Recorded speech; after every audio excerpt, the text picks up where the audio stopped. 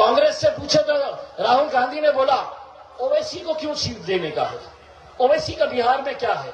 वो हैदराबाद से यहां पर क्यों आ रहा है, हैदराबाद से आकर बिहार में इलेक्शन क्यों लड़ रहा है। मैंने कहा तुम्हारी मम्मी इटली से आए थे, हमने पूछे थे, उन्होंने इटली से आए तो भी हमने कुछ नहीं बोले ना,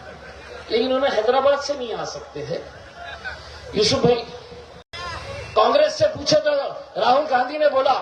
ओवैसी को क्यों सीट देने का है, ओवैसी का बिहार में क्या है, वो हैदराबाद से यहां पर क्यों आ रहा है, हैदराबाद से आकर बिहार में इलेक्शन क्यों लड़ रहा है। मैंने कहा तुम्हारी मम्मी इटली से आए थे, हमने पूछे थे, उन्होंने इटली से आए तो भी हमने कुछ नहीं बोले ना, लेकिन उन्हें हैदराबाद से नहीं आ सकते थे। यूसुफ भाई, कांग्रेस से पूछे तो राहुल गांधी ने बोला ओवैसी को क्यों सीट देने का है, ओवैसी का बिहार में क्या है, वो हैदराबाद से यहां पर क्यों आ रहा है, हैदराबाद से आकर बिहार में इलेक्शन क्यों लड़ रहा है। मैंने कहा तुम्हारी मम्मी इटली से आए थे, हमने पूछे थे, उन्होंने इटली से